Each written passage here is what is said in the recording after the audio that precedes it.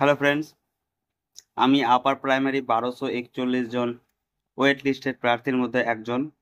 কিন্তু আমি কখনোই এটাকে 1241 মনে করি না, কারণ এটা থেকে একজন বিশিষ্ট ব্যক্তি যে রয়েছেন তাকে বাদ দিয়ে আমি 1240 জন মনে করি। কারণ সে একজন বিশিষ্ট ব্যক্তি আর 5 জন সাধারণ চাকরি প্রার্থীর মতো নয়। আপনাদের উদ্দেশ্যে বলি যে সেই বিশিষ্ট ব্যক্তি 4 তারিখ হিয়ারিং এর দিন ওনার লয়ার উপস্থিত ছিলেন না।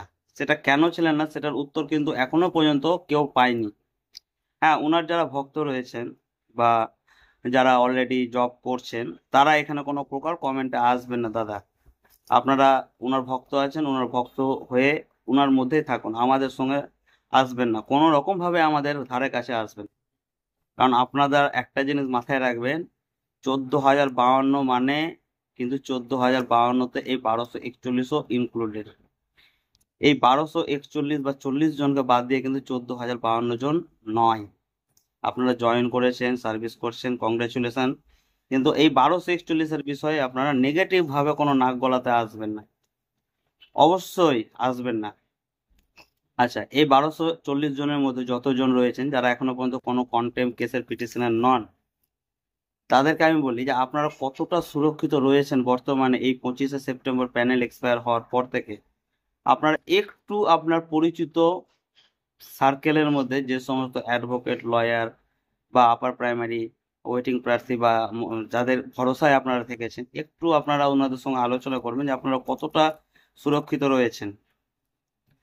আমরা ওনার ওপরে কোনোদিনই ভরসা রাখতে পারিনি, যে কারণে আমরা কন্টেম্প করেছিলাম। এবং আমার মতো আরো 350 জন প্রার্থী বিভিন্ন গ্রুপের মাধ্যমে, বিভিন্ন তাদের ফ্রেন্ড সার্কেলের মাধ্যমে আরো কন্টেম্প কেস করেছিলেন, যেটা প্রায় 350 জন। বাকি যারা কন্টেম্প করেনি তারা কতটা সুরক্ষিত রয়েছেন একটু বিষয়টা একটু জেনে নেবেন।